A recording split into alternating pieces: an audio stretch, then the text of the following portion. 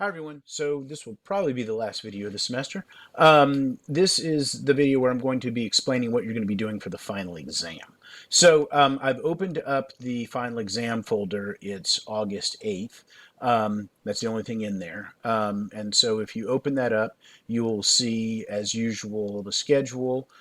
In the to read folder, you will see that it says there's a link to view your submission for outline number 1, for rough draft number 1, final draft number 1, and outline number 2. So you have not been able to access those because those are over 2 weeks old, but they're now available here in the to read folder, and I'll explain why that's important in just a second. You'll of course find the video that you're watching right now. You will have found that there, the instructions for the final exam, and the link to submit the final exam. So and then you can see the instructions and the link for the final exam here. So let's talk about what the actual final exam is. So if you click on the link for the final exam, you'll see this 101 final exam due August 8th. We can do August 9th, maybe a little late, but I'm trying to get it by 8th. For the final exam, you need to write an essay that explores how your writing has improved over the course of the semester.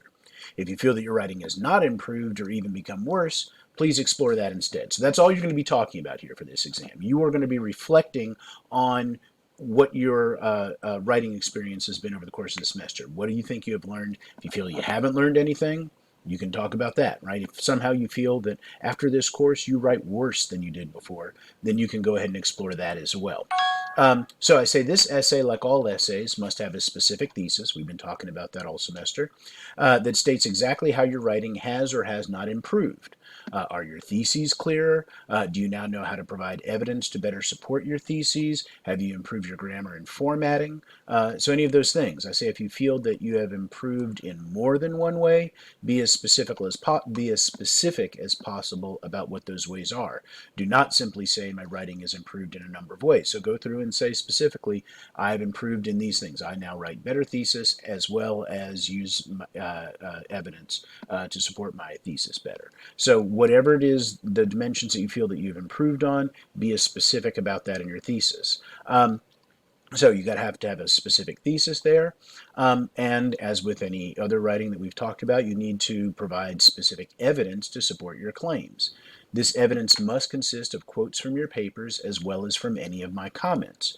You must use quotes, which means you have to look back at the assignments you have turned in throughout the semester. Now you understand why I have this folder that has all of the assignments that you have not been able to access because they're over 2 weeks old, because you need to go back and look at those, look and see what you did on outline number 1 and what comments I was making on outline number 1. So if you're going to talk about your thesis, you might look at outline number 1 and see maybe you didn't have that strong of a thesis, and then maybe by the time you got to rough draft and final draft, that thesis is going to get better, and by the time you get up to project number 3, I'm saying good thesis, right? So you can use that evidence of what happened from the beginning of the semester all the way through what happened to later on in the semester to help prove that your writing has in fact improved.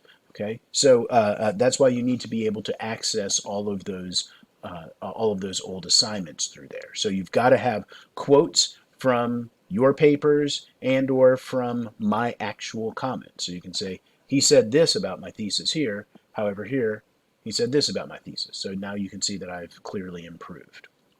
Okay.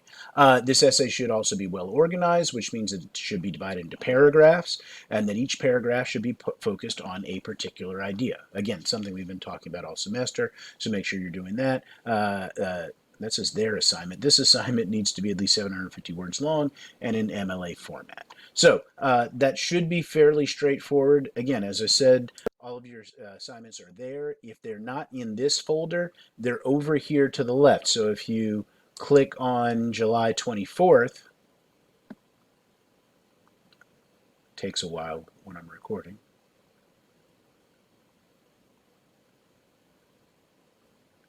Come on, computer. All right, so if you click on July 24th, you can find the rough draft of project number 2. So the rough draft of project number 2 is not the rough draft. The link to rough draft number 2 is not available in the August 8th folder in that entire list that I have there, but it's available in the July 24th folder. And if you go through these other folders, you'll be able to see that your rough draft is here in July 24th July 24th, sorry.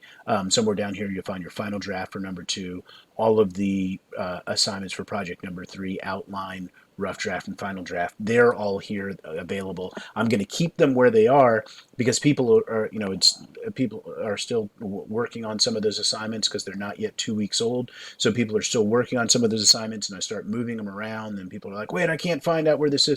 So I'm keeping them in those in the folders, right? So you'll have to go through there to be able to find those, but you can. Again, July 24th is where you get project number 2, and I think final draft for project number 2 might be July 26th, but somewhere in there, just click through and you'll be able to find those. So that's what we have for the final exam. So keep that in mind. Go ahead and write that up. It's not in the 26th, it's someplace else. I think it's the 27th.